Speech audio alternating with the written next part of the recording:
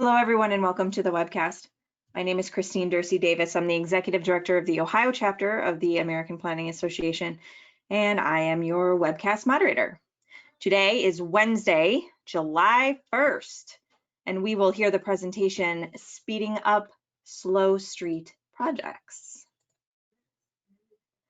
For technical help during today's webcast, you can type your questions in the chat box found in your webcast toolbar. And for your content questions related to the presentation, again, just type those in the chat box found in your webcast toolbar. And we'll answer those questions at the end of the presentation during the Q&A. And if your question is for a particular panelist, please state so, or you can even, there's a couple scenarios that you're going to be going through from 3 different locations. You can also just mark that as well, the location or the speaker. And we will get to as many of those as we can at the end of our session. Coming up on your screen is a list of our sponsoring chapters and divisions for 2020. Thanks to all of our participating sponsors for making these webcasts possible and free to members. Today in particular, we are thanking the Massachusetts chapter of APA for hosting today's session. So thanks to them, and again, all of our sponsors. Coming up next on your screen, it's a screenshot actually of our webcast webpage. If you head over to ohioplanning.org/planningwebcast, that's where you can register for all of our upcoming sessions. So you can see here what we have going on through the end of July. And wow, I'm looking at it now. Yeah, we've got a pretty robust program here through July. We're actually booked every Friday through the end of December, and we are now starting to take Wednesdays and Thursdays just to kind of meet the demand of everyone's virtual lifestyle now. So please be aware that we're going to be adding more and more sessions as time goes on, and this is the place where you want to check out all of our upcoming sessions. Up at the top there, if you're on our website, you'll see that there's a couple tabs. The prior webcast tabs, that's where we post PDF copies of all of our presentations. So we'll have that up for you at the conclusion of today. Our distance education tab, we have several sessions available for on-demand viewing through the end of this year. We have 1.5 ethics, 1.5 law. So those videos are available for you. You just click that distance education tab and you'll be able to get more information on that. Today's webcast has been approved for 1.5 CM credits for live viewing. Head over to planning.org and log into your MyAPA account. And from there, you can search either by the title of today's webcast or the event number. The event number is found there. And this is to log those AICP CM credits. If you didn't get a chance to write down the number or the title, you just head over to our webcast webpage and all that information is going to be up there for you. Make sure you like us on Facebook. Just search Planning Webcast when you head over there. That's where we post any last minute changes or when we post new sessions that are available for registration. That's where you're going to get that information for you to head over to our webcast webpage. And like us on YouTube, subscribe to us. And we have over 300 videos and over 3,000 subscribers now. And that's where we post all of the recordings for all of our webcasts. So you'll see we have over 300 of those. And we'll also post a recording of this session at the conclusion. So be sure to subscribe to our channel. I think that's it for my intro. Our panelists today have asked that we do a couple quick polls just to get a baseline of who all is on the line. So I'm going to go ahead and launch 4 different polls before everyone gets started. So let me just launch this first one here. So all you have to do is, let me hit my launch button. There we go. So all you need to do is just click your response.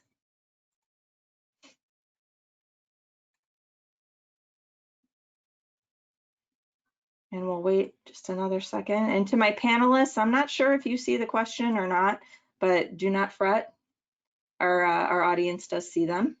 So we just want to know, just to describe yourself, what sector you work in, public, private, academia, if you're a student or other. Give it one more second here.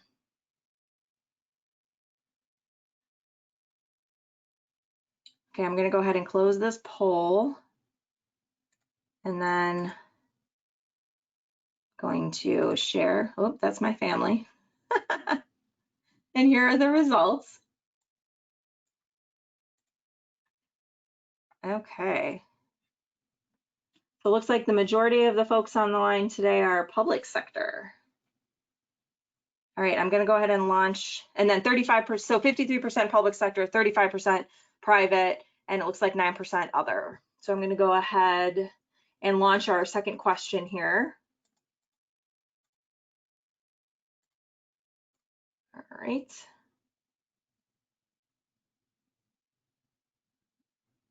So folks want to go ahead and vote.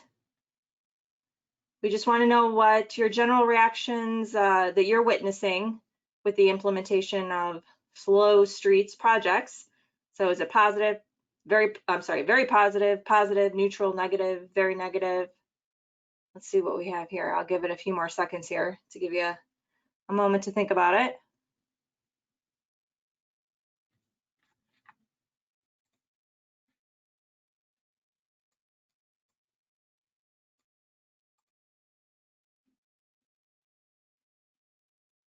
Okay, I'm going to go ahead and close it up and we'll show those responses.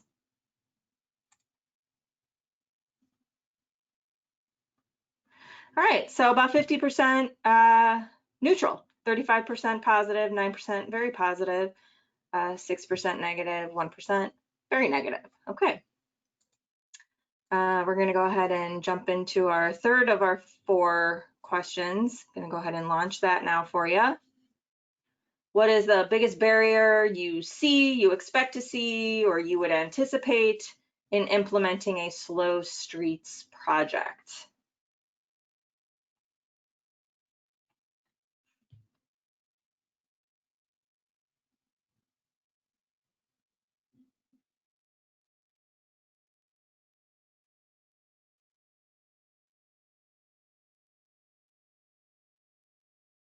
Give it another second here.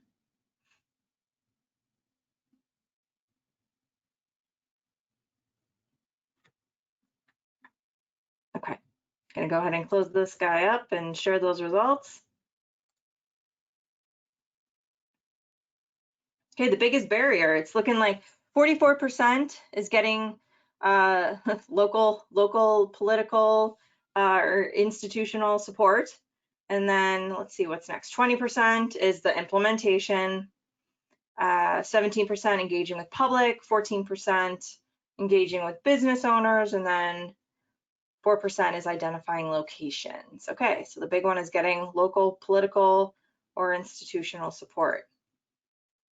Okay, last question for you, and then we'll get to the speakers. I'm gonna go ahead and launch this one.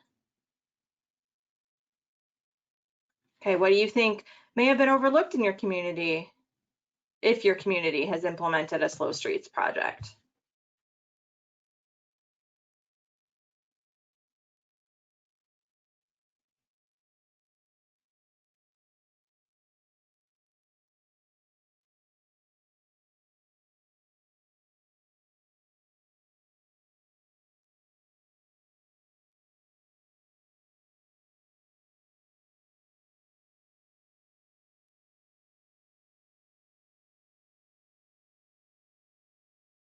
Okay, I'm gonna go ahead and shut it down.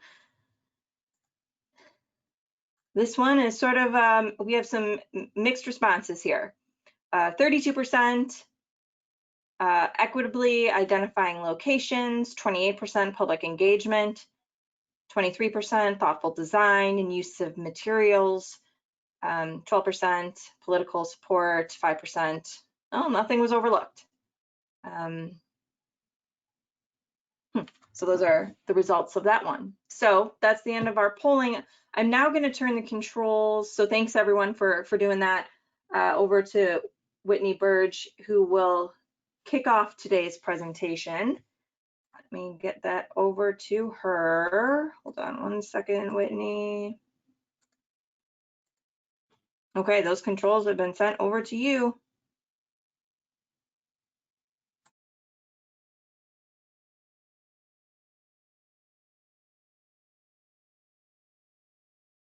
Okie doke. Hi, everybody. Thanks so much for joining us today. My name is Whitney Burge. I'm a transportation planner with Stantec's Urban Mobility Group. We do have a great range of speakers today, both in experience and region. And we will be looking forward to hearing their experiences shortly, and I'll turn that over to them soon. But in the meantime, we just wanted to tell you a little bit about us. So thank you for telling us a little bit about you through the polling questions. We are the APA Massachusetts Chapter Transportation Committee, with these people on the right over here who have helped put together today's presentation. Our committee of 12 people is small and mighty, in the larger scale of 1,200 APA Massachusetts chapter members, but ultimately our goal is most likely like the rest of you and trying to save the world through planning one step at a time. We try to foster discussion that helps move transportation forward and increase our knowledge and collaboration, both across the public and private sector and across the region at large. We have held several events, and hopefully you'll be hearing more from us this year as we try to do more. Whitney, I just had to give, yeah, there we go. All of a sudden your screen disappeared. You're good now. Thank you. Oh, there we go again. But yeah, please reach out to us if you'd like to join us, talk to us. We'd love to share any discussion with you. So today we've developed this presentation because despite being planners, we didn't see the events of this year coming, much less these twilight zone-like environments that would be shifting the way we view transportation in our cities and towns. And most of us have seen the data like this already, which is showing the completely unprecedented and sudden drop of usage in various modes. This is showing the spike pretty much overnight in transit ridership in Boston in late March. And this is showing the change in DVMT state by state between March and April of this year. Compared to last year, 2019, the Northeast region saw a 47% drop in BMT. But this shift has also created an unexpected spike in the other direction in the data in terms of bike ridership, for example. Bicycle trips on trails across the US have risen over 50% through March and April compared to last year. Sales of bikes and their services have jumped also 44% from last year. And sales of recreational bikes jumped 121%, a huge increase.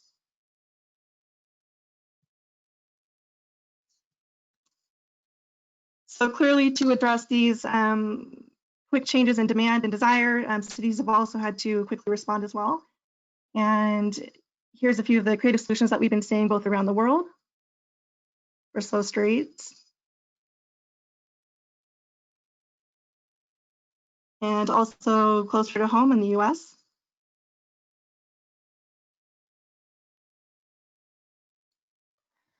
And as planners especially, we're definitely faced with an influx of headlines lately telling us to take back the streets, it's now or never. But how can we really effectively respond quickly in our own communities and make sure that we're taking the right approach? So that's why we're speaking about slow streets today. And thanks to the rapid response and implementation of these projects all over the place already, we're already getting an early understanding of some of the things to consider when developing our own projects. Some of the pros are the new custom tailored funding opportunities which have been coming out, and Massachusetts especially has been leading the way with that, Mass DOT in particular. Increasing access as well as racial equity, really giving a platform for grassroots efforts and DIY implementation. Obviously, the safety and environmental benefits of these projects, having an incremental approach with the anticipation that nothing's permanent, but it can be, and also building social capital. Some of the things that we have noticed that need to be taken into consideration, that potential negatives, are trying to figure out how to close those gaps in terms of cross-jurisdictional relationships, which sounds like some of you are having a challenge with. Liability, no dedicated organization for monitoring new changes or collecting data. The potential relocation of different modes of trips based on where you're concentrating your project focus. Long-term impact of modes and side effects are unknown. We're definitely in a new territory here. Another thing to consider is setting a precedent to address future transportation priorities and needs. Finally, road ownership, both locally and dealing with land issues. So this is what we've learned so far, but I'm now going to turn it over to our case studies to explain their own approaches.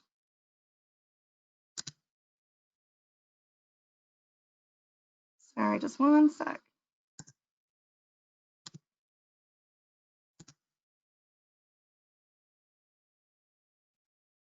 Okay, Eric, you should be good.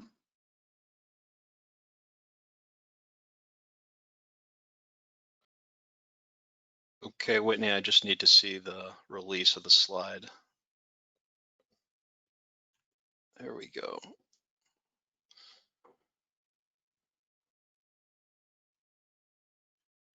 Okay, are folks able to see that okay?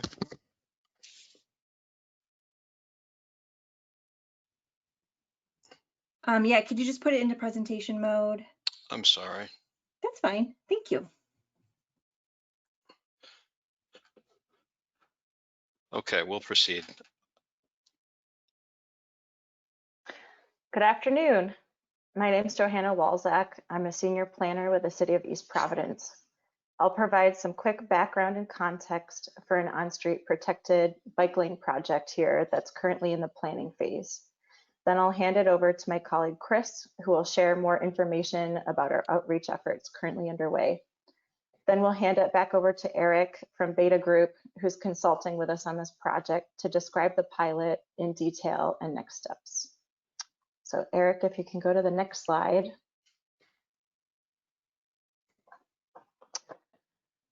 East Providence, for those who aren't familiar, is located in the state of Rhode Island. If you go to the next slide, actually.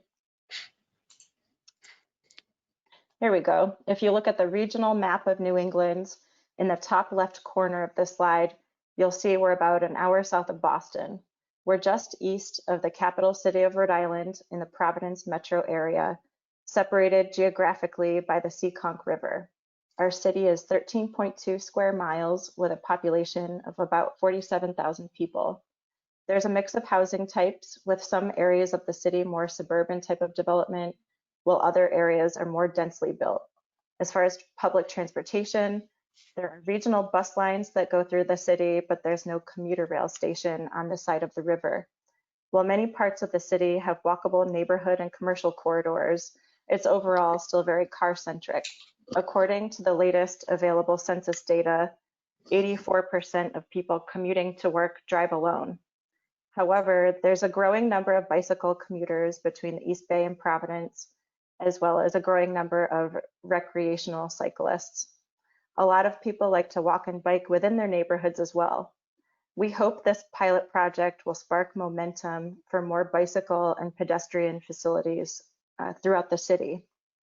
So if you look at this bird's eye view of the city, this area is Wachamoket Square. The location of the pilot project is where the red dotted line is. To the east, which is on the left side of the image, is a residential neighborhood, and to the west, on the right side of the image, is the waterfront, where formerly industrial parcels are poised for redevelopment into mixed uses. There's also an emerging arts and entertainment district in this area, with new restaurants, a comedy club, and summer concerts on the waterfront, well, before COVID. The city is working with Eric and his team at Beta Group to identify opportunities here for placemaking, public art, wayfinding, and improvements to pedestrian and bicycle safety in the Wachamoket Square area. So the next slide. Here, the blue line that you see is where the pilot project is located. This pilot project is currently in the planning phase. This project will convert a two-way residential street into a one-way lane for vehicular traffic and convert the other lane into a protected bikeway. This location has been identified as a priority for pedestrian and bicyclist safety for a long time, as it's a critical connection in the regional bicycle network between the George Redmond Linear Park, which you see on the red line there, that goes from India Point Park in Providence across the river into East Providence.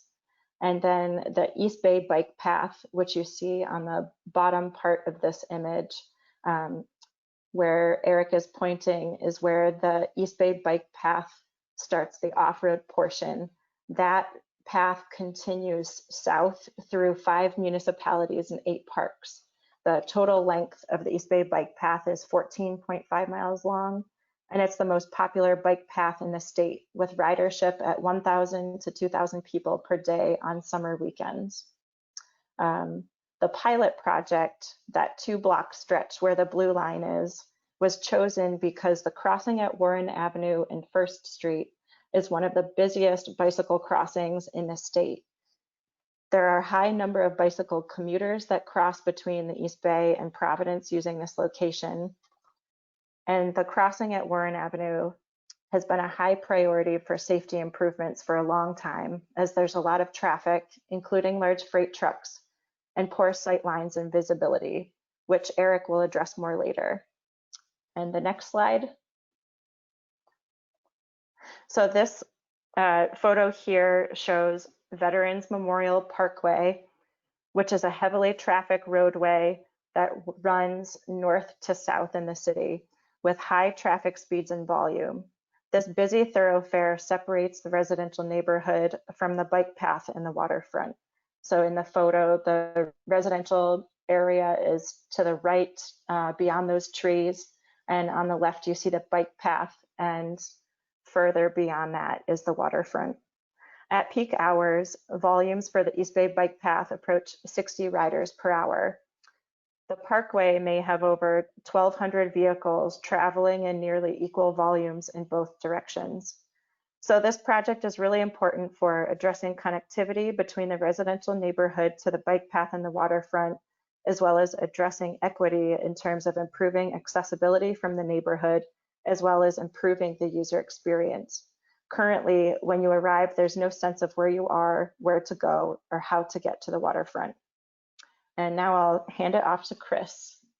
Next slide. Good afternoon. I'm Chris Martin. I'm the Executive Director of the East Providence Waterfront Commission within the East Providence Planning Department. I'll walk you through where we are in the project now. So this map shows how our project fits into the bike network in Rhode Island, where the rest of the network exists or is being planned. As you can see, we are here at the arrow on the map, and First Street is a key component linking the East Bay bike path to the south and to Providence and all points north and west. This project will also be key as we look at bike infrastructure improvements in other areas of East Providence. Next slide. And as Whitney had mentioned in her introduction, we've seen this project gain momentum as the COVID crisis has hit. The pandemic has increased demand for bikes and added more users to bike infrastructure in Rhode Island, as well as regionally, nationally, and internationally. People are looking for an alternative mode of travel and exercise when there are restrictions on gyms and limits on bus ridership, combined with the desire to be outside in the warmer weather. We've also noticed that as Rhode Island reopens, traffic has increased, and thus increasing the possible conflicts with our cars. In fact, we just saw a stat today that says Rhode Island has bounced back to 99% of pre-pandemic levels had bounced back to 99% of pre-pandemic traffic levels by last week. So we feel strongly that our project will help keep the experienced and new riders who have found a new outlet for exercise and travel safe as they make this key connection. Next slide. We've also only just begun the outreach for this project. We have spoken to one business who has indicated their support for the project, and we hope we'll be a champion for the project as we expand outreach to the neighboring businesses and residents. We haven't spoken to all the stakeholders in the area yet, but we're ready to address any concerns that may come up about parking, deliveries, and traffic circulation in the area. Our communications with the stakeholders will emphasize that this is a temporary pilot project, and we expect to work with them and be flexible as long as the pilot lasts. We have also received positive support from the City Council and city staff, including engineering, planning, fire, police, and public works departments. And actually, the public works department will be implementing this project using in-house resources that are available. Next slide.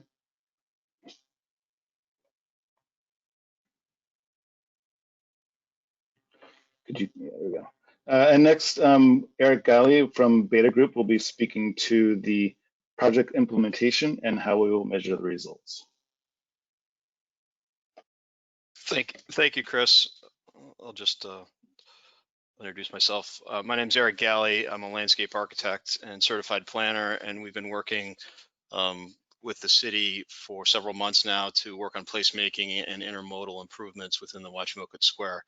I'm one of several members of a planning team from Beta Group, and we've been happy to have this opportunity to work with the city. So I'll go into a little bit more about how the design approach kind of came together and what it looks like. So what we're looking at is this 900-foot network gap, and it's important to think about opportunities both short and long term relative to engaging the businesses in this project. And so, the short-term goals are promoting connectivity, walkability, and safer biking, and also engagement of the businesses, particularly these two restaurants here at the northern end of the system. And I think, long-term, the hope is that it affects other businesses and other land uses along the corridor, as it is sort of the gateway, if you will, from the 14-mile path to the south into the city of Providence. Let me move slides here. The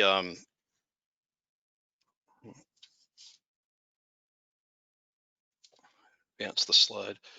The conditions on the ground are challenging even to experienced riders. So the example that you can see here is this gentleman. I can't tell if he's smiling or not, but he's made it safely across the Warren Avenue intersection.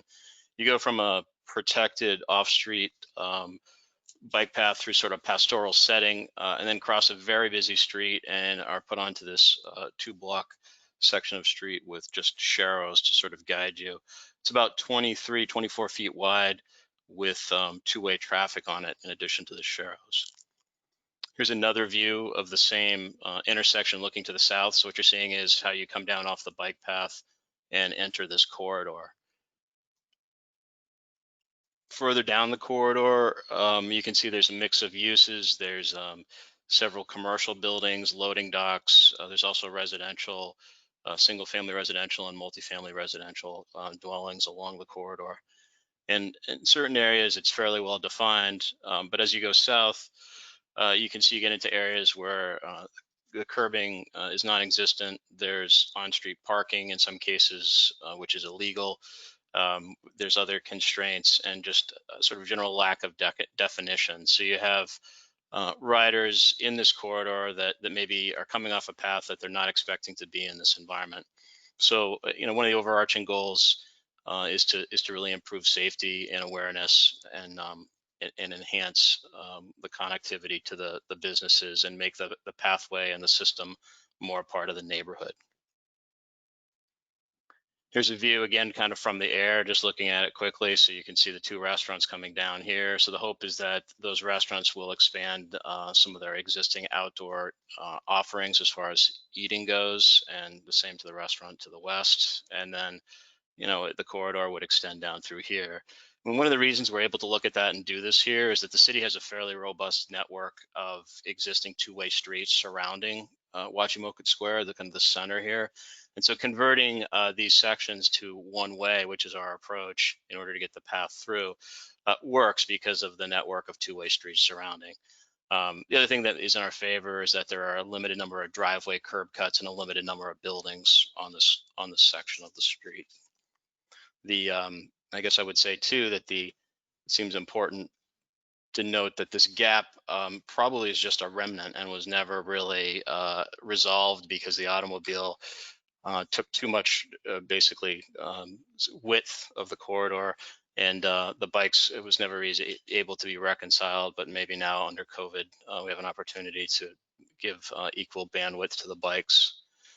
So, and the line here in yellow just shows what the future objective is. And so the goal is to make a connection to the neighborhoods that are to the east down to the waterfront. And so the blue line establishing this corridor as a strong connection is important to realizing the final goal of better connectivity between the neighborhoods and to the bike path system. So this is an example, and this is probably something that a lot of folks would say is important, especially at the municipal level, to convey to the businesses and the residents that you'll be working with. Graphic support kind of showing what the project is and how it works. This is a plan view graphic that just details some of the highlights of the proposed one-way street system. and it also deals with kind of some of the benefits that we think would happen to the businesses, the outdoor seating, and then the possibility of some public art or other enhancements along the way. We also took care to kind of look at the intersections in a little more detail and provide some guidance as to how the signage and traffic would work in those areas. And here's a view, a rendered view. So this is over an existing conditions photo. So we've drawn in the one-way street, a bike path with reboundable delineators in between. Here's kind of how the math breaks down as far as the 12-foot lane to the south, the buffer strip, northbound and southbound. And these, again, are pretty useful tools to be able to share with folks as you try to explain your projects, especially if you can do them over existing photos. And then this is the intersection to the south. So this is important for cars. This is kind of a gateway as cars come into the district. So you've got opposing northbound vehicles coming in, meeting southbound vehicles on the one way. So signage is important. It's important to indicate to the vehicles what they're supposed to be doing as far as turning movements. And if the project is successful going forward, it would look something like this with a buffer strip and maybe more of a side path configuration with some grade separation.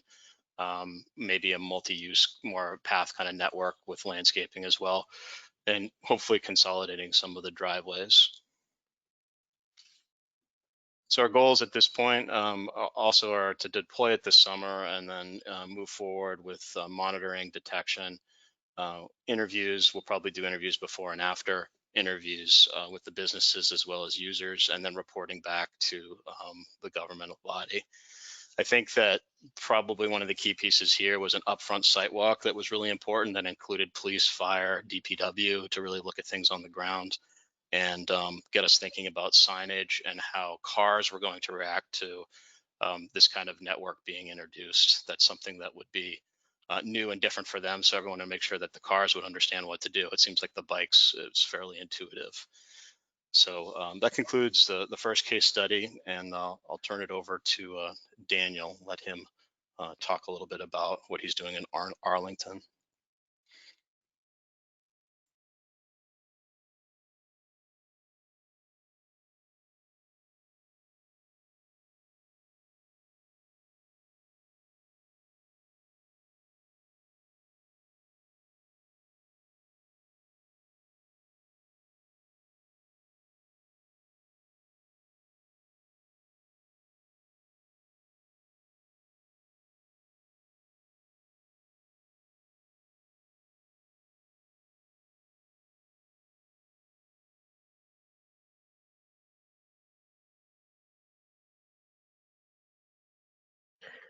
Thank you, Eric.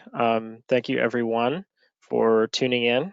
And I will briefly show my webcam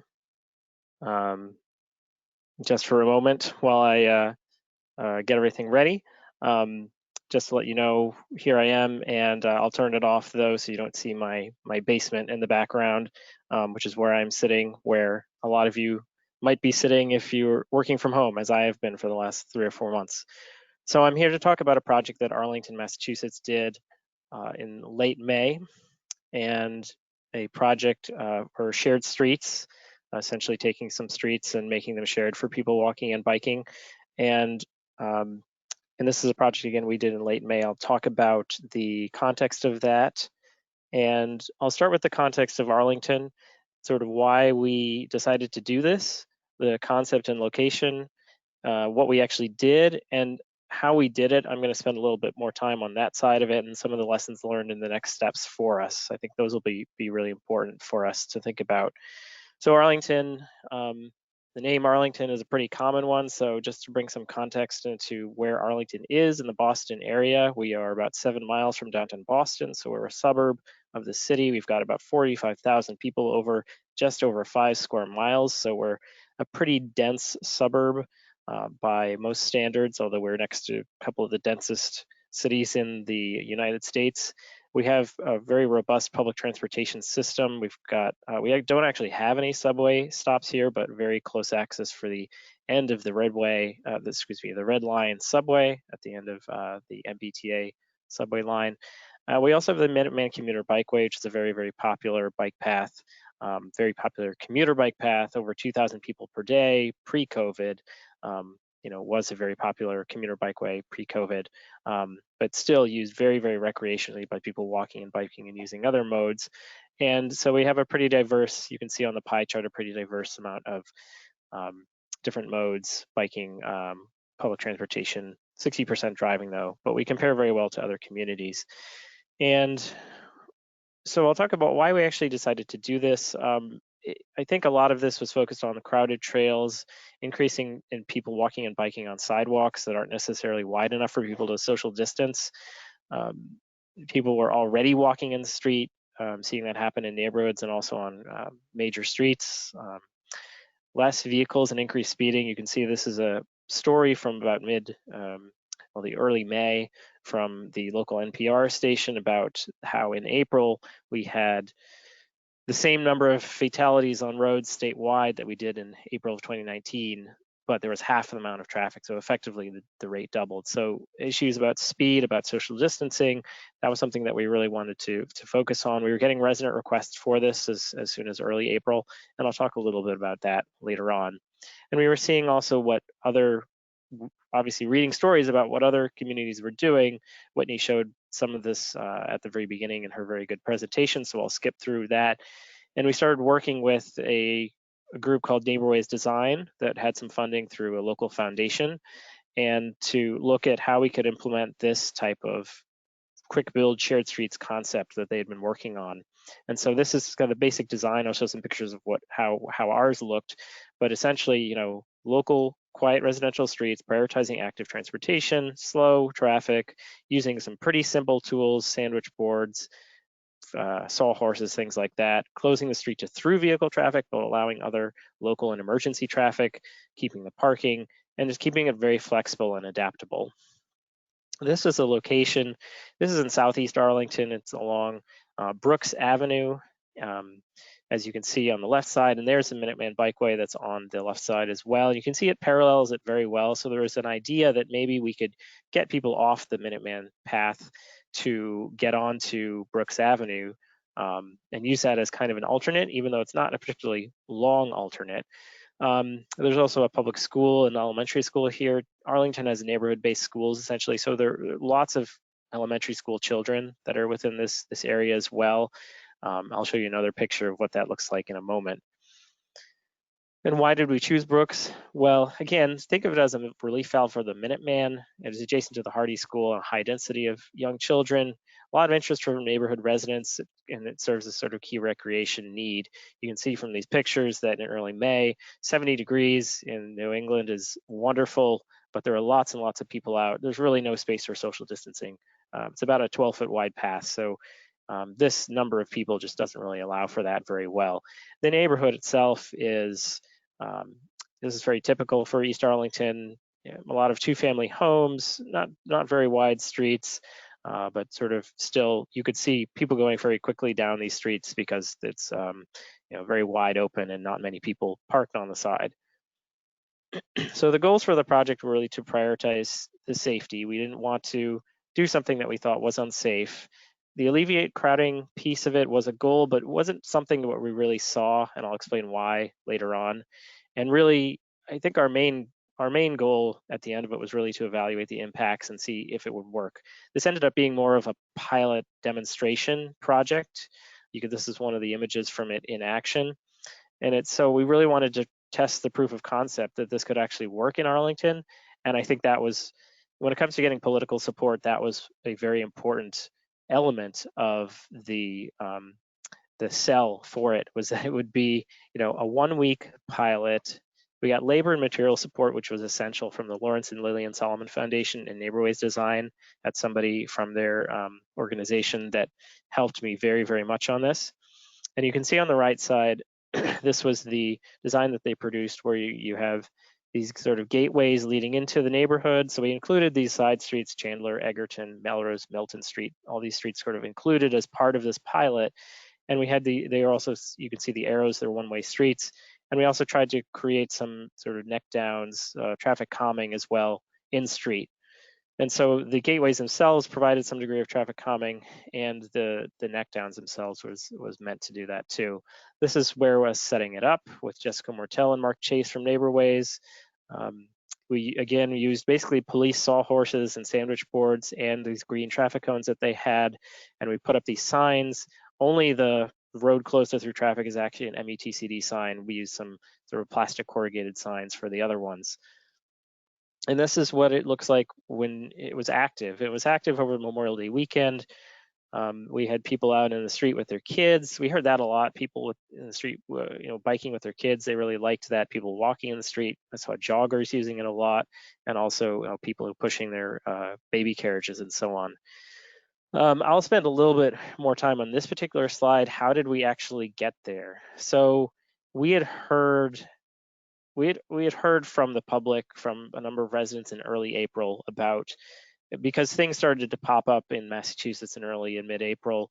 The town of Brookline had done kind of an expanded sidewalk project in a couple of their commercial areas, and people were saying, can we do something like this as well? And initially we weren't very open to it. We were concerned about the needs of staff. I mean, we've been operating on a minimal staff for the past several months. And so our public works didn't have a lot of people, our police didn't have a lot of people. And so that was a major concern, is about the ability for us to actually put it in place and manage it and so on. And so by the end of April, we had opened up a little bit, and or we're more open to it, I would say. And it turned out we had this grant opportunity from the Solomon Foundation had come up, and so we would be able to get some technical assistance on this, and a little bit of labor too. So we had already done some public outreach, or we had received public outreach, and we met with our public works director, police chief, director of planning and community development, and our town manager, and we decided to move ahead with this to see. We'd identify a location, see how this would work, and bring it to our select board, which is our traffic and parking authority, to get their blessing and approval to move forward with it. So in the project initiation, we did do an analysis of looking at where there were some areas where we could do this. We eventually selected Brooks Avenue for the reasons I mentioned earlier. Neighborways really helped with identifying what materials we needed, and they actually had some funding to order some of the signs. We went out to the public, we emailed people, we also did a lot of flyering, which I'll talk about in a moment. And again, we had a couple of meetings with town leadership to get their approval and their buy-in for it to go ahead to bring it to our elected board. The police department was very helpful in collecting data for us, because they have these materials, they have automatic traffic recorders and so on. We got approval from our select board on May 18th, and then 2 days later, we dropped the materials and we installed them. Myself and again, 2 people from Neighborways actually put out the materials, because they're very movable, and we just put sandbags on them to keep them from flying away in the wind. And so we had it in place, and also we did a lot of public outreach beforehand. So we did extensive, I'd say, public outreach before, not so much during, but then after as well. During the pilot, we didn't receive a whole lot of commentary on it, but at the end of it, we had a post-pilot survey. We brought that back to the select board, which was very, very positive, and they approved us creating this kind of framework around which we would continue to do these kinds of projects. So when it came to the engagement and evaluation, this sort of goes over how we determined whether or not that we were successful. So we did some kind of low-tech stuff. We created a flyer, we put it on people's doors, and just put it all around the neighborhood. We did probably 200 beforehand and 200 afterwards, which is about the number of houses or number of housing units that were in this particular area. We sent emails to all the people that we knew, social media. We did a notification on our website. We had a survey where people could nominate a street to be a shared street, which is actually proving extremely useful down the line. Again, the installation itself, we had somebody do a video testimonial. We had public comments. So looking at the public comments was very important. The speed and volume data was also very interesting, which I'll talk about in a moment. And then Neighborways helped with doing hand counts of the active transportation before and after. In our general observations, we really didn't find that crowding became an issue. And part of that was because there were some comments we received initially that were concerned about this. We don't want people coming to this as a destination, and people coming off, taking all the people that are on the bikeway and bringing them onto the street. that was a major concern for a few people from the neighborhood. So we didn't actually put up any signage to tell people from the bikeway that it was there. And frankly, this was only a little over a quarter mile, maybe a third of a mile long. It wouldn't really make a big difference for somebody who wants to stay on the path and wants to have a long, maybe they're going exercising or they're biking, they'd rather just stay on the path rather than divert themselves for just 2 minutes. Lots of families and young children really used it. The neighborhood people really enjoyed it and really had a lot of good feedback for us. We found some issues with the signs, which I'll talk about in lessons learned. We found that we needed more traffic calming. Actually, sharing the street requires lower speeds than our speed limit, which is 25 miles an hour. But the gateways themselves made people go slow, and that was good. But it was within the neighborhood we needed more. We had a lot of supportive and curious neighbors. Again, public comments before the pilot, we had about 50. 90% of those were in support. Only a few were really opposed to it. But a lot of the reasons were why we were thinking about it, right? Increasing the number of people walking and biking and the need for the safe space, the need to address the need for outdoor activities for kids because so many were being canceled, and a big one is just lots of this area tends to get a lot of cut through traffic just because of the nature of the network, and that was another concern. In our post-pilot survey, we got 200 responses, and 3/4 of the people were very supportive of it. They wanted to go around town. We needed to reduce vehicle speeds, have better signage and messaging, and expand to more locations. The volume and speed data was really interesting because during the pilot, the number of people going over 25 was dropped by 50%. Now, this is a fairly small sample, less than 500 vehicles per day in here, but that was a really interesting finding. The active transportation counts, again, we also found that the number of people that were actually in the street were what increased from the previous period, although we had people in the street before, but there were more of them after that. And then going to the lessons learned, so what we really learned from this is we did need to redesign the signs. As you can see on the right here, it said shared street, local access only, and people said, well, what's local access? I don't know what does that mean? I get to go in there? If somebody lives in the neighborhood but not on the street, can they go in? And so we tried to clarify what that was. We'd need more traffic calming mid-block. The traffic cones that we did for those neck downs in the middle just didn't really quite do it. We wanted more messaging and interventions inside the neighborhood beyond the gateways. We also needed to let the rest of the neighborhood kind of know a little bit better. We need to leverage our volunteers because we're not going to necessarily have a grant for technical assistance for this later. A really important thing for our police was that they didn't need to actually use any staff to police any of this. Our police chief actually came by and was looking at it and was very pleased with it. She, didn't see that there was any need to have police presence, and we didn't put that as part of it either. And then there were lots of community interest in it, very, very positive. Again, for the next steps, framework was approved by our select board to look at neighborhood-based strategies and commercial area strategies to start to pull in a lot of these other sort of tactical urbanism type strategies, not only for neighborhoods, but also for commercial areas that need space for outdoor dining and where there are maybe more people around and where we can expand the sidewalks, similar to what other communities have done, where they can't preclude through traffic, but they can make the sidewalks larger and use parking spaces and so on. And so as Whitney mentioned very briefly, the Massachusetts Department of Transportation has a shared streets and spaces grant program, which we plan to apply for. And it can be used for exactly these types of projects, which is what we really need. So thank you very much for listening to me. And I'm going to pass it over to Paolo, who's going to talk about the Italian experience in this.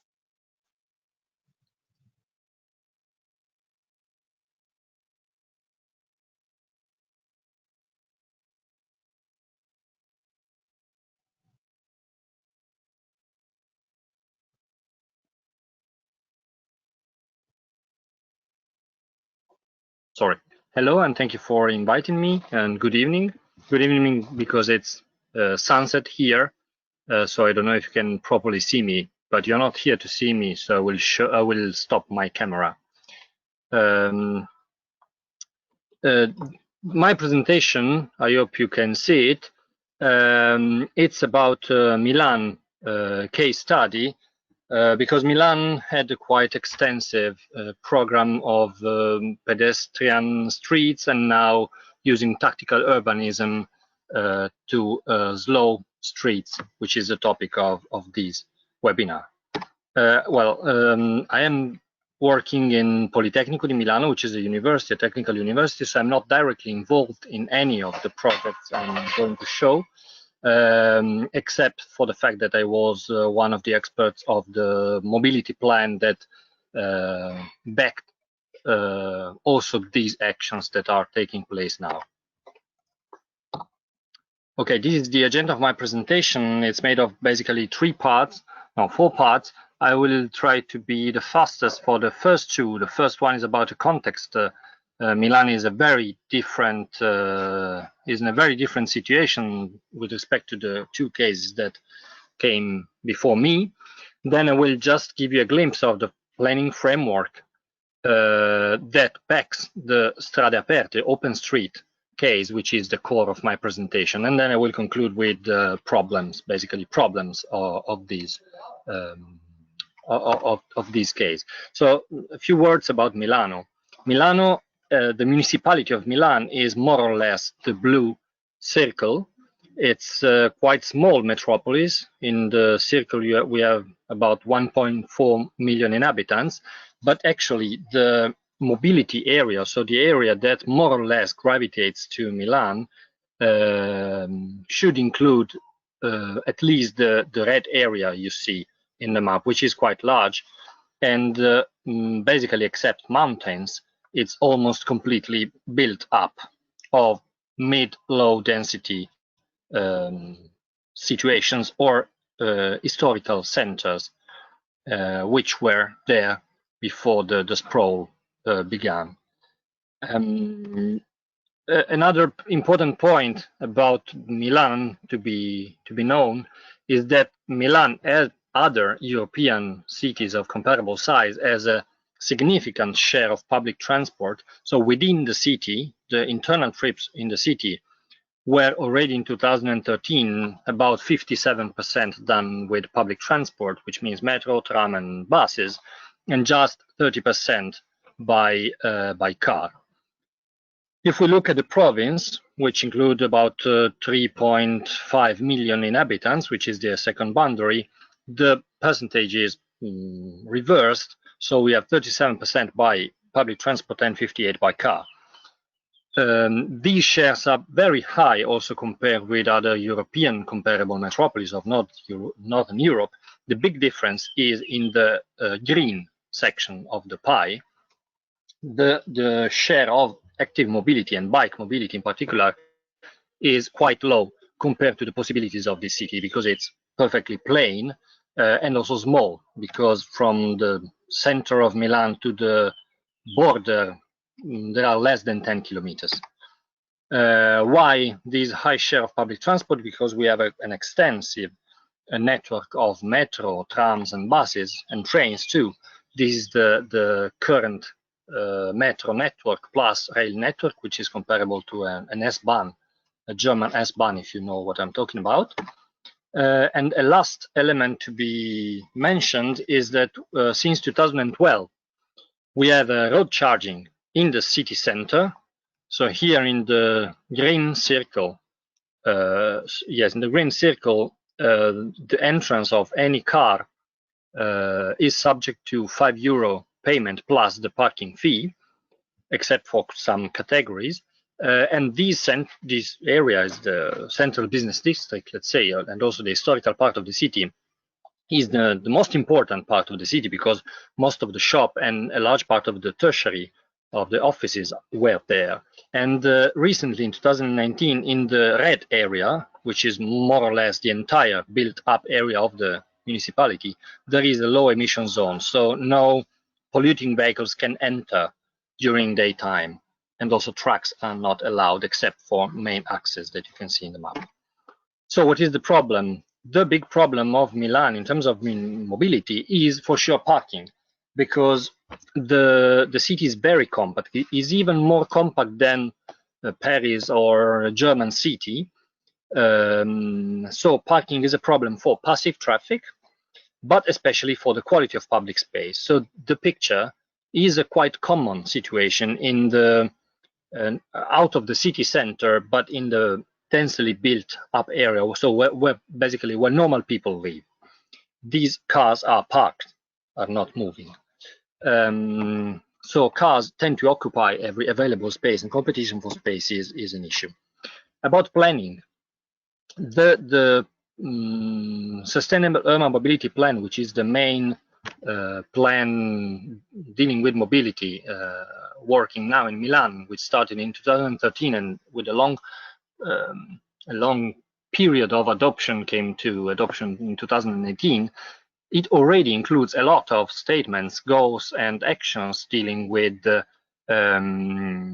quality of public space, with the safety of roads and pollution too, and redistribution of public space from cars to other uses, especially pedestrian and biking.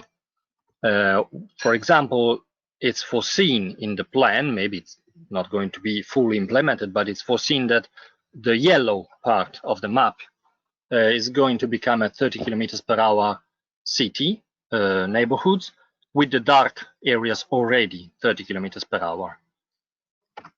The second point of planning, of the planning that I want to underline is about this program, which doesn't come from the mobility department, but from the urban design department of the municipality. It's called Open Squares, Piazze Aperte. It's part of the neighborhood plan, and it's based on the principles of tactical urbanism.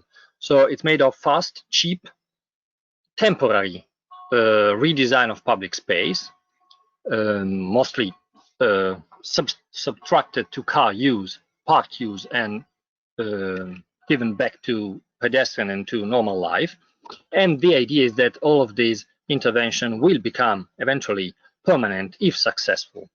This plan started in 2018, and we already have about 15 cases, including the ones already active and the ones ongoing.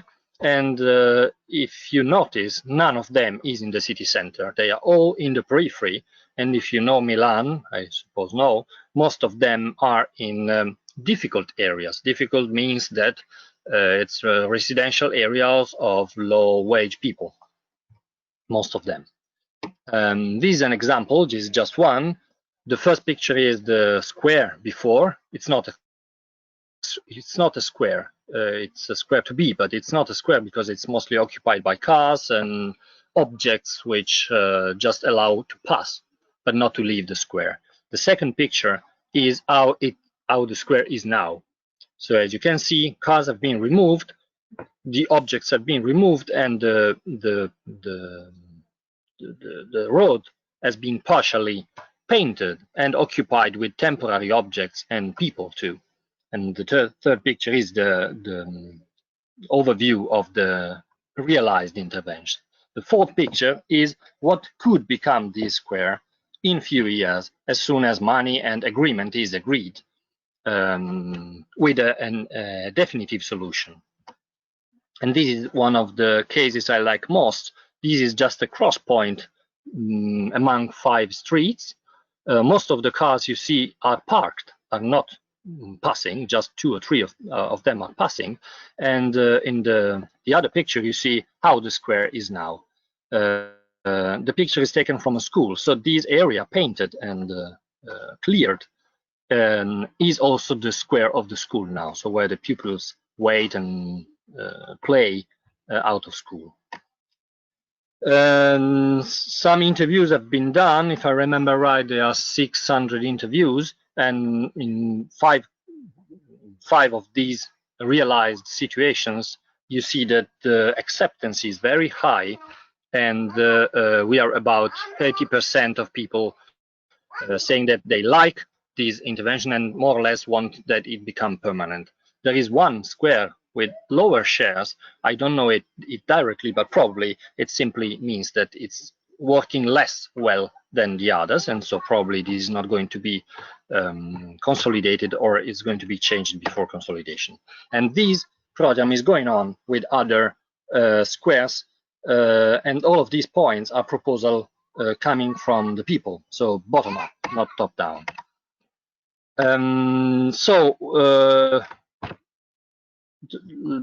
What is the main point of my presentation is the next step. The next step is due to COVID. It's something that was already there, but has been speeded up by COVID. During COVID, we had a lot of changes in the city. I mentioned just one. There is a visible shift to bicycles, like one of the two cases that came before me. So the municipality needed a strategy, and to have a quick strategy, they needed to lay on already set path. So in a couple of months, they issued this document, and they started doing the interventions, which are mainly bicycle lanes and some squares or public spaces like the one before. So this is a map of the overall plan. The lines you see are the new temporary bike lanes to be built, and one of them, I don't know if you can see my pointer, but this one is the one they started from, and also the most difficult one, and I will go back on this at the end of my presentation. So the first pillar of the plan is cycling lanes. They want to build 22 kilometers of temporary bike lanes by August and 35 by September, and they are additional to the already planned lanes for 2020-2021. All of these lanes are temporary, so with the same principle of the squares of the example I showed you before. So like this one, this is these and these. It's the same case. It's one of the most important commercial streets in Milan and in Italy. It's like a 1.5, a couple of kilometers of shops, not in this point, but in the rest of the street.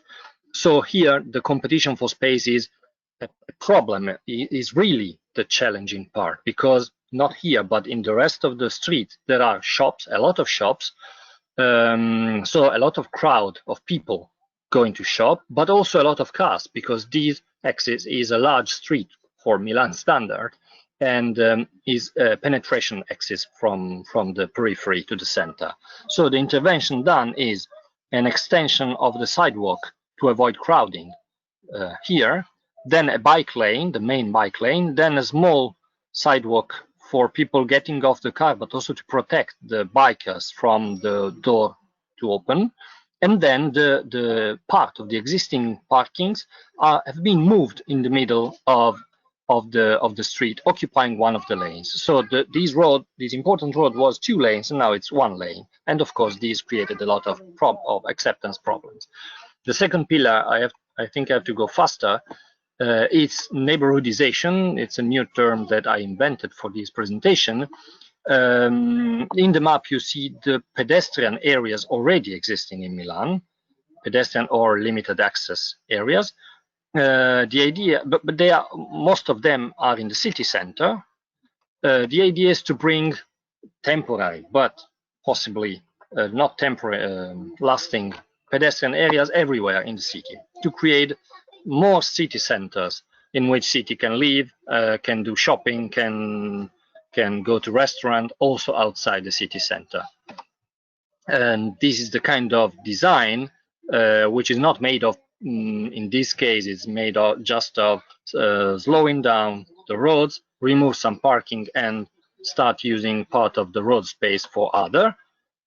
And the third pillar is creation of new public spaces. I'm not going to spend many words because it's quite similar to the Piazze Aperte, the open squares I showed you before. They are just adding up areas. In this case, it's a street which is partially closed and transformed into a square. And why all of this? Not only for cycling and so for mobility, but also to help the shops and especially the restaurants to have some more space outside to keep distancing, to keep people distanced. So finally, I hope that I have a few seconds more. Problems. Well, I already sent my presentation, a longer version of my presentation, to the organizers. So if you're interested, you can see the parts that I skipped. 3 problems. First problem, acceptability, clearly. Reduction of road parking space has always been a problem, especially shops complain, especially in commercial street, and especially in Corso Buenos Aires, which is this particular lane. So a lot of protests started 2 minutes after the bike lane was open, but I think that it will be managed like every time. And in 1 or 2 years, also the shop owners will not be willing to go back to the previous situation. But now it's a mess, a political mess, basically, not only a mess on the road. Second problem, maybe, especially with respect to other European similar plans, this plan is too limited. It is just 35 kilometers with Paris and Barcelona that want to totally redesign the city, but I still like that they are doing it, and we can already see the results in just 1 month. So better few than nothing. The third problem, and then I close, it's a very technical problem. In this picture, you see a very common situation. I don't know in the US, but in the UK or also in Germany, in the Netherlands, this solution is very used. This was simply forbidden by Italian norms until 13 days ago. What is this solution? It's a bike lane with no protection, no physical protection, just painted, and this area, this buffer for bikes in front of the cars at stop. So one of the problem in Italy is that the highway code, I think is the right name, so the law ruling the construction and the use of street is very conservative. So the principle is that a road is made for cars and all other users must be segregated and protected from cars. So this raises cost and requires a lot of space. So this kind of solution that finally is available also for us is going to solve probably a lot of problems and is going to speed up a lot these kind of solutions. Thank you very much and sorry for being longer. Now I will try to pass I will give back the floor to Whitney, I think, for conclusions. And thank you.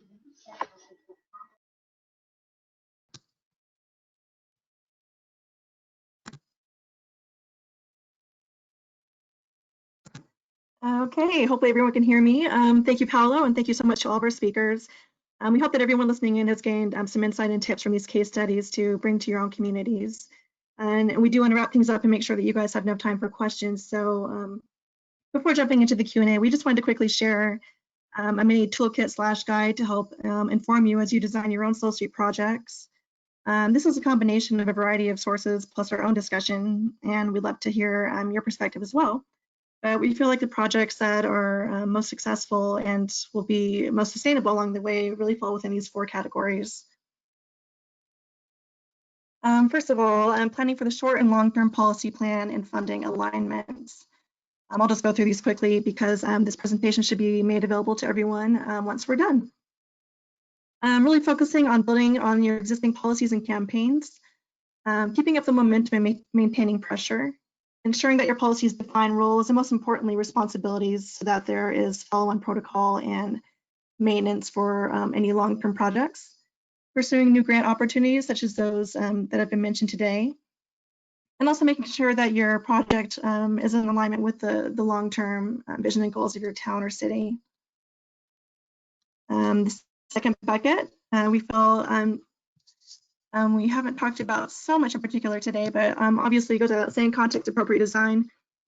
And the most important takeaway here is keeping it simple, especially when we're dealing with such a need for rapid response and getting things on the ground. Secondly, supporting the most vulnerable areas first. Paolo touched on that a little bit, and getting to those areas of the community where there is less access and equity. Considering incremental changes to just begin, get things on the ground, but then maybe build on over a period of time once you've gained more buy-in and support. Maintaining flexibility in your design solutions depending on what's most appropriate in different areas of your neighborhoods.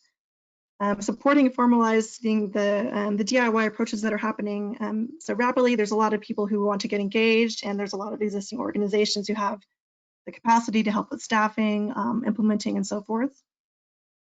Also coordinating your signage, and also considering both the positive and negative impact spread based on your design. The third category is using qualitative and quantitative data collection.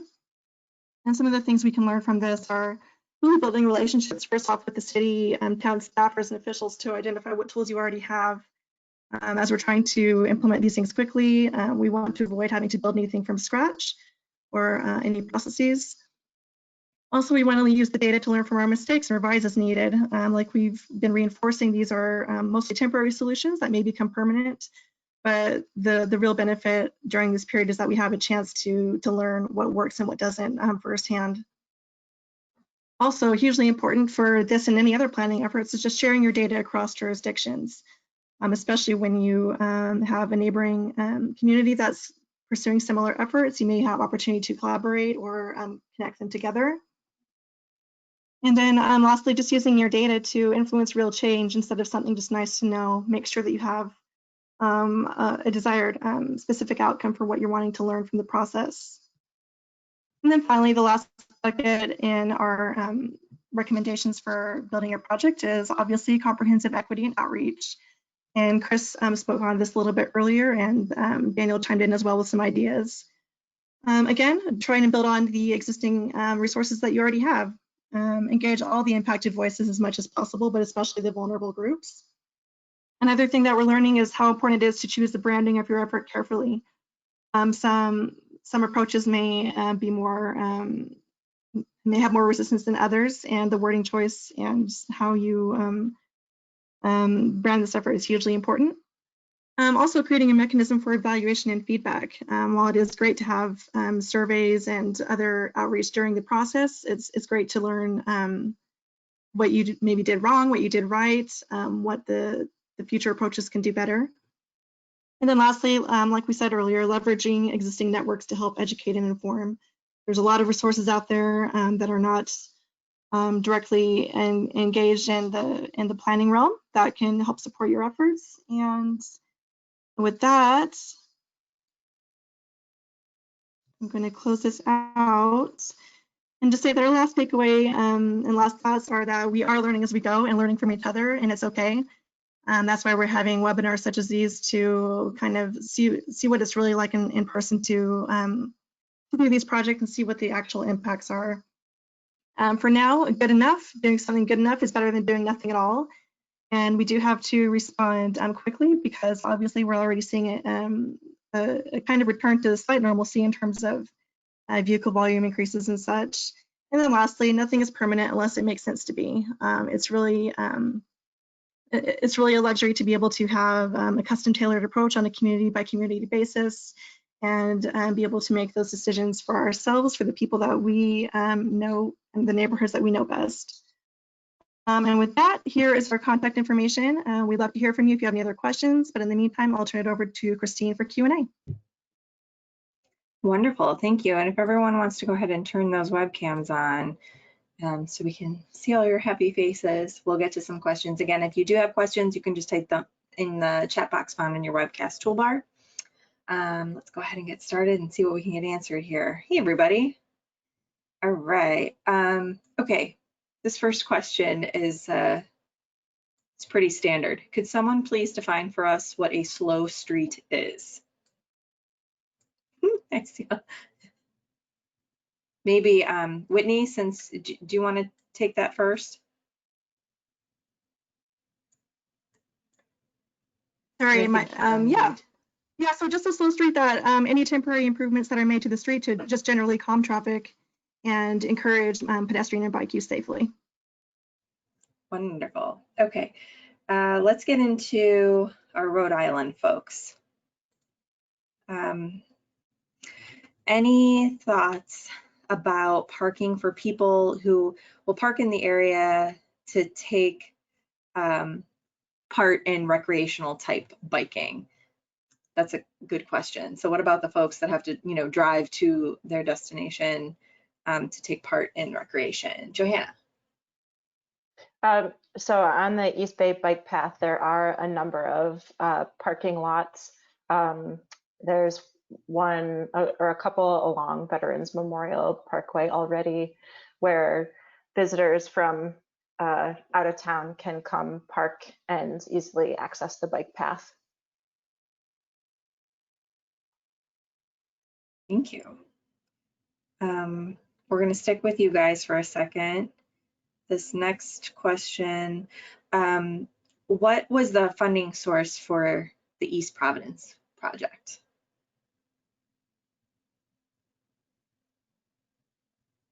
I'll take that. This is Chris. So right now the city is funding the study that we're doing with Beta, and most of the project will be implemented with in-house resources. And we did receive an EDA grant, federal grant for some of the study in Wachamoka Square area.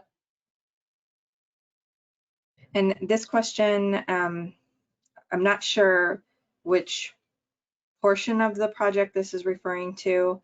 It says, why did you choose to do a 6-foot southbound lane rather than enlarging the center buffer from 1 to 2 feet? Sure, I can talk about that a little bit. Okay. So, right, the 1 foot buffer just accommodates the reboundable delineators, and the 6-foot lane on the southbound side that came out of the site walk. There are a couple catch basins in the area, and so we didn't really want to abruptly force riders up against that edge. We wanted to give a little more room for the cyclists on that side. There may be chances for us to widen it in the future where there's some sidewalks that are in poor condition, so we may be able to get a little bit more on the southern leg. And if we're able to do that, then we would increase the buffer. Yeah, that's a good question. The northern leg, we were unable to do that. We wanted to give extra width to because of the drainage structures. Thank you. Let's talk about our Arlington, Massachusetts. So Dan, the people want to know, why was this project only a week long? Thanks, Christine. I think that goes back to what I was talking about on the sort of the political viability side, is that we wanted to, so Neighborways Design, which helped us with this, had done a couple of projects that were like literally a day long, and they really wanted something that was a bit longer than that. And they thought a week was appropriate, and that it worked out pretty well, I would say, because we got to have an idea of how it worked, you know, over a number of days, over a weekend, when it was in place 24/7. So I think part of it was sort of political viability, is that, you know, we're going to take this out after a week and it's going to be okay. It's not going to, you know, we stuck to that we were not going to sort of keep it in there indefinitely. And so you do feel that the week was enough time to yield some kind of result? Did it turn into anything permanent? Not yet. That's something that I'm still working on, is actually, so the approval from the select board was to make this framework about, well, we can continue to do this, and where else can we continue to do this? And one of the main things that we want to do is to create something much longer that has a real network effect. There's potential to connect the bikeway to the Mystic River, which is about a mile north of the bikeway, and there's a like a shared use path that's along the Alewife Brook that is on the very eastern edge of town, but within sort of the East Arlington, we could create something through the street network that's there.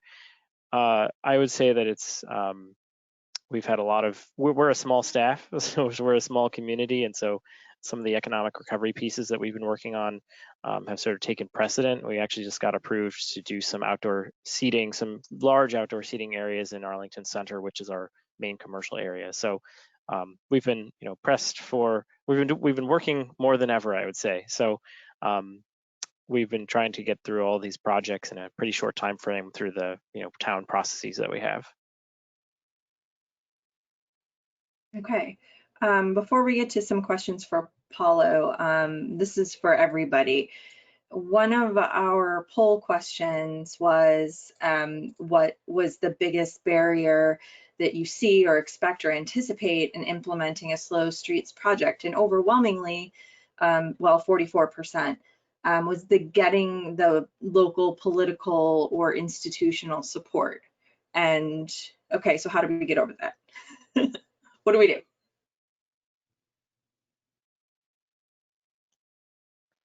I could start if you want. Again, I think I mentioned this a bit or tried to allude to it, is that originally our town manager was not very keen on doing any of this kind of work. A lot of it because we were in a minimal staffing plan. We were working about 40% capacity. And so we didn't have people in public works or in police that we had just, who could go out and do this, who had extra time. There were people staying home and so on. So that was the initial concern, but we kind of warmed up to it later on, especially when we got some technical assistance. That was kind of a lucky break for us. And when we went back to our public works and police, we had this idea. We were able to formulate it well and bring a good argument with it. And our town manager was already he was interested in it. He just was really concerned about the staff impact to it. And it turned out, a lot of the work that we did was work that I did, and through our partners at Neighborways Design, really really helped us push it over the edge. And then, the fact that Public Works and the police wouldn't really have to do a whole lot, just a few pieces of it. I think that really helped to also get it over the line. And our select board was also very open. A lot of things with COVID-19 have changed a lot of things, and I think that that the idea of being in a crisis and sort of connecting it with that was really, really important too.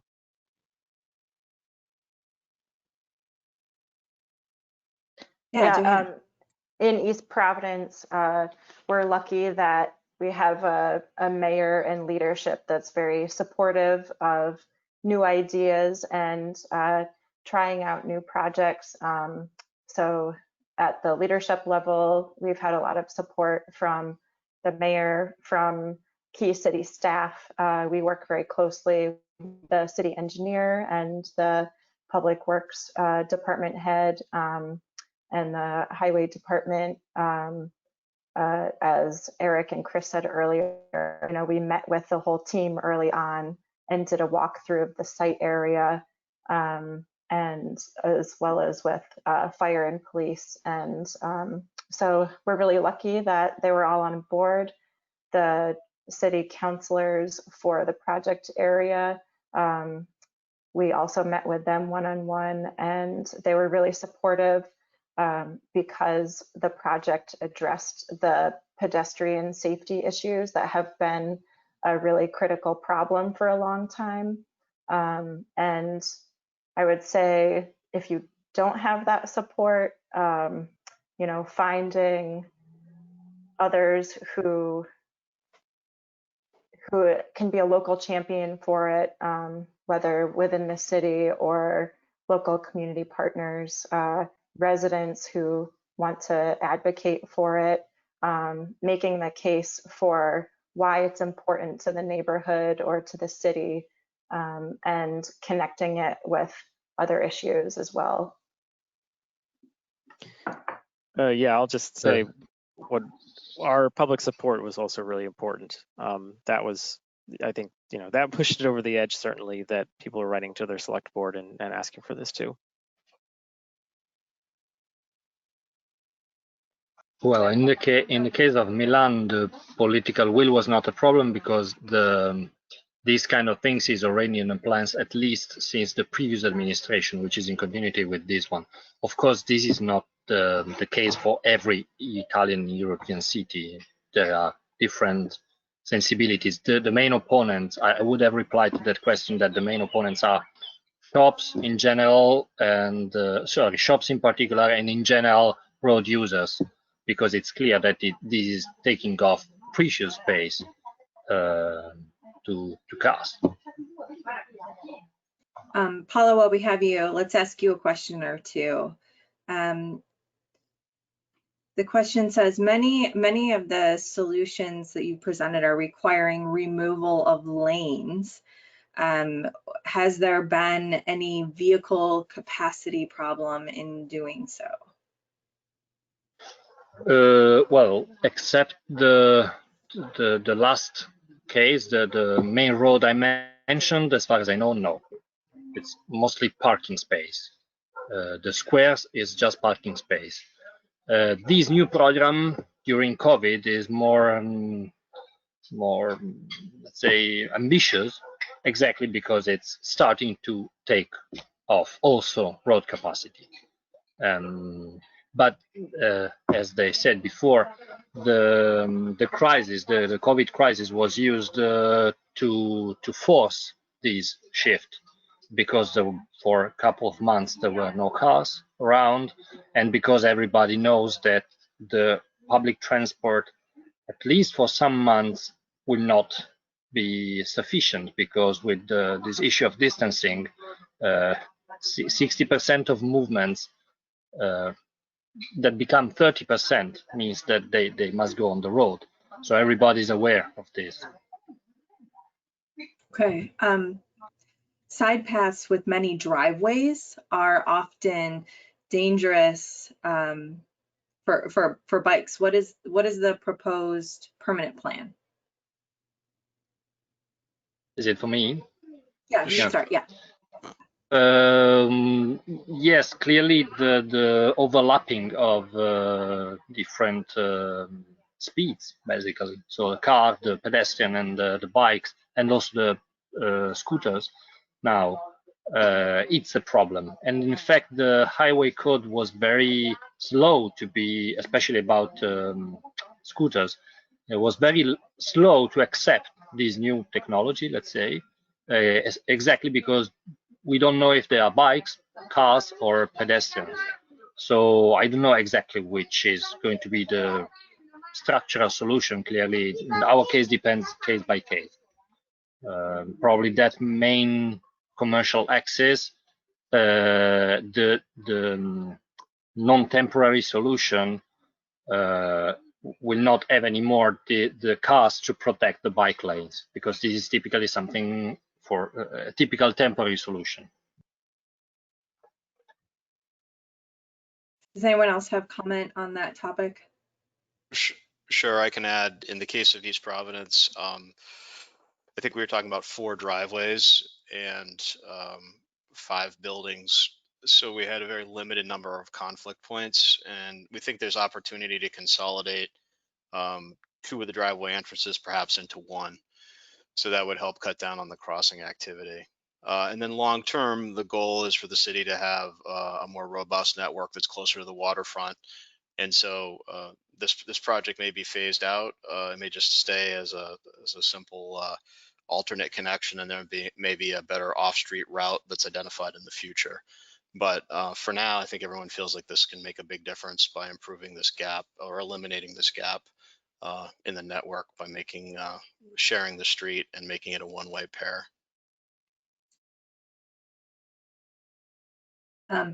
It's 2:30. It's time to wrap up. There's still a couple other questions that we didn't get time for, so folks, just feel free to reach out directly to the presenters. Thanks again to the Massachusetts chapter of APA for hosting today's session, and our East Providence, Rhode Island folks. Let's see if I can remember this without looking. We have Joanna, Eric, and Chris, and then Arlington, Mass is Dan, and then Milan is Paula, who apparently isn't even there right now. You're up on the coast right now, having a beautiful time. I left the city. I left the city now. So thanks to all of you, and Whitney in the background. Thank you, and everyone else from APA Massachusetts for pulling this together. This is a great topic. So thanks to you all. Everyone have a great rest of the week. For those of us in the US, happy 4th. Stay safe, and we'll all talk next time. Thank you.